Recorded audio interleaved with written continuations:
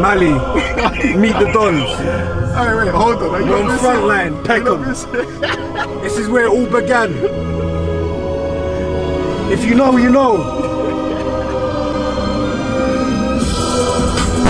Back here, it's the start of the journey where I grew up, where I went primary school, where I first started playing football. Some know you as Mali Mal, some know you as Mr. Robinson, some know you as Morris. Clear that up for me, please. So where did you get Morris? I got that from The Chris. streets, innit? You got that in the streets rapping, wasn't it? Chris and Mitch, and then you can take the left here. We're gonna get a clear insight into your backstory and who Malachi Robinson really is. I grew up here, started here, was allowed to play out, was allowed to go around the estate, played football. Anytime you saw me, I was with a football. I was with my brothers, sisters, riding bikes, going in ponds. How long was you here for? Up to what age? When I was 9, my mum passed away, and then I moved away from here to Catford. So I finished year 6 here, and then I left school. Do you mind me asking what happened? Yeah, so she passed away, she had health problems. My sister came to get me, and then we had to leave, me, my brothers and sisters, and then on the drive back we knew something was wrong, but we wasn't told anything because of course we was kids. I knew something was wrong without having to be told. It was just a matter of getting told what was wrong. Yeah. I was living with my mum, my brothers and sisters, and my brothers and sisters' dad, and then it was like, who's going to take care of us next? Well, me, because me and my brothers and sisters don't share the same dad. My sister took care of us, all 3 of us. So then my sister is now my legal guardian. So put a big strain on her because she's the one that's looking after us. One of the big problems was that I was always angry. So although I was a joker, laughed and joked around a lot, I was angry, I was always fighting, and I think it affected me with behaviour issues. But I think with football, it helped me because for those 90 minutes you're on the pitch, or 120 minutes, I think that was my escape from what's happening. This is where I played football. This is where it started. You're cage balling? Yeah, cage. Alright, now we're talking. I used to be in here for hours with one ball, and back then it was different. If you come off end to end, you're not coming back in the cage. So survival of the fittest. You're talking to him, I'm Bro, here. I spoke to you. I told you not to say. I said just shake hands and crack on, fam. Tell us your football background.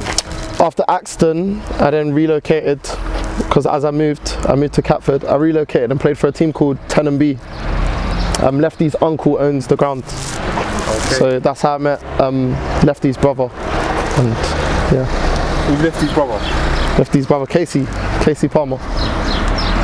And Joe Gomez, and met the rest of them through that. Joe Gomez is Lefty's brother? Liverpool? Yeah. What, he's Lefty's brother? Me and SK played for the same district, so Blackheath district. He used to play centre back, I used to play right back. And then we went on to play for the same inner London team. So me and SK have won cups and competitions playing alongside each other. Work hard! Was you good enough to go and get a pro? Because you always hear these people that are like, oh well, it could have been, but I had a bad knee, or this person. Why didn't you get your professional contract? When I went to Crawley, they needed a left back, and they already had a right back, but they needed a left back, so I was playing left back when I got there, and it was a sort of thing of, you're either going to play left back or not play. I was there for 2 years. I loved it. It was good experience, and it taught me a lot about life. But away from that, I then got sent out on loan because I was in touch and distance of the first team. I was training with them, played a couple games with them, and the manager at the time, which was Richie Barker, sent me out on loan to Worthing, so that's non-league football. Once they left, I was kind of like left in no man's land, because the people that sent me out on loan, the people that had me training with the first team, they're now gone. So it's like, what do you do? Like, am I going to get a pro? Am I not? I'm training every day and learning and going to college and playing football to then go in to normal life and back to where you've started. I think that journey is a big experience and had a big impact on me personally. The Kenny Cup final, what, you was on the other side? Yeah. For a Sunday league team to have that atmosphere just shows you the direction of where this is going. It's bigger than us. But was you scared? Be honest. I know you was at Crawley and you would have been in around the first team and stuff, but did you feel all of a sudden that added pressure? Did it make you feel like, nah, the Dons are better than us, the Dons are bigger than us? No, because I've had experience of playing in that environment. Because beforehand, before I got there, when I was at Crawley, I played against Ipswich, against Millwall, and there was fans already there. It meant so much to me to lose that game. It wasn't a thing of where, oh, I'm happy to just be here. I wasn't happy with just being there. I wanted to win. And I think once I left that ground, I said to myself, the next time I come back here in this cup, I'm going to be a winner. Do you blame Winch for that loss? No, I don't blame Winch. Sweet kid. Champagne football, yeah? Sweet kid. The same kid. When my mum passed away, this is where the funeral was. So it's also a church, nursery, and then this a youth centre for young children from around the area. What's happened to me, I can share those other experiences with other people and just know how they're feeling, and it could probably save them. I may be the person that comes in someone's life and changes their whole outlook on life. I may be the person that encourages someone to be brave and go and chase their dreams. I may be the person that someone looks at and says, he didn't give up, why should I? So it's just being able to reach people from different backgrounds, no matter the age, colour, experiences, and bring them together. What do you want to tell us about here? I feel like you're dragging us around the block. This is where I met majority of the DONS players, as Dino, NJ, Zach, Ginge, Runner, and then of course me. So they went here. Yeah, they all came to this school as well. Like at DONS Academy. In that room over there, isolation, it's known as referral. I spent a lot of time over there, and because it was a sports school, you had to obviously make sure you was behaving before you could play football and go on away days and stuff like that. I was put on a report card, and if I didn't meet certain targets, I wasn't allowed to play. And then at a stage I thought they was joking around, and I thought because I'm good at football, they're always going to let me go. And then there was a stage where I didn't get a certain amount of ticks and they didn't let me go, so I had to watch from one of the classrooms as the rest of the boys were going to play football, and I couldn't go. And I think that was a turning point in my life. I loved football, so I'll do anything to play football. Too easy, as you can see, he elegantly takes this ball down. I've seen Berbatov do it, and he gives it out to Malachi. And to be honest, some things don't need commentary.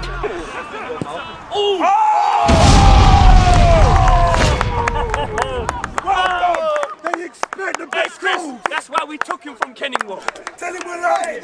Tell him we're lying. That's why we took him. I just used to think he was a nutter. I was thinking, who's this guy shouting?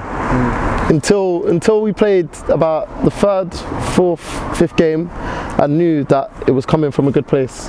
It's passion, and I think that got us through a lot of games. And when you have someone like that beside you, the only way is forward. And even if you do lose, you're going to bounce back, because George is a born leader. What does being a Don actually mean to you? It's a lifestyle. Not just winning, losing as well. What you learn when losing and how you recover from that loss. What do you want your Don's journey to be? Successful, building something that's going to last.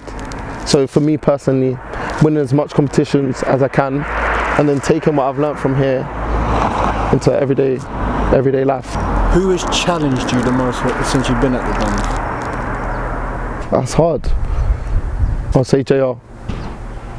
On par with you and JR.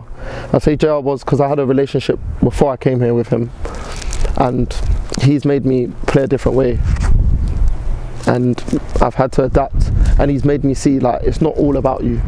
So like one game it might be SK in, one game it might be you in, and with his new playing style he's persistent on me to learn. Saturday or Sunday football? Sunday means more. A lot of players play on a Saturday just for money. They don't have no connection to their team, they don't have no loyalties, they're just there to pick up money. Sunday, I'm here, I get out of my bed at 8 o'clock, sometimes even earlier. I'm here, sometimes I set out the kit, sometimes I do the water. I'm here because I want to be here. What has been your best Don moment? Winning the final in a personal, personal note, understanding the feeling of what it means to win. The goal that I scored against Beatties, I think the atmosphere and the reception that I got from scoring that goal was big. What about the goal against Palmers? Yeah, that was big as well, because of the occasion. And Sky Sports being... Yeah, that was big. Great feeling. We put ourselves in front of the cameras every week, every day. That we're not hiding. From this, we've touched base with Mally, and we've learned a lot about you already, but I want you to think about a message that you want to give the DONS family. Life's a journey. You go through different phases, different chapters. Because you make bad decisions, that don't mean you're a bad person. Don't give up. You'll get to where you need to be. It may take longer than other people, but it's all about you. Just keep your eyes on your road, your journey, and just don't give up. Don't doubt yourself. And if you do doubt yourself, pick yourself back up and just go again. Before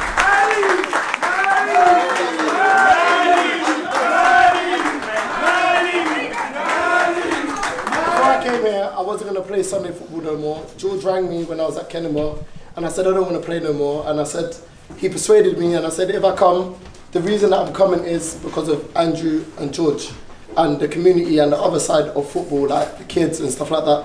I work in a school. I decided to work in a school because of what I've been through personally off the field, like losing my mum when I was 9, losing my brother when I was 20, stuff like that. So I just wanted to help other children, and that's the reason why I joined this club. So thank you everyone that supported me. Thank you Drew and Andrew for letting me become a part of this family, and yeah. God bless you. Indeed, Mr. Robinson, the DONS, we love you more than you will know. Whoa.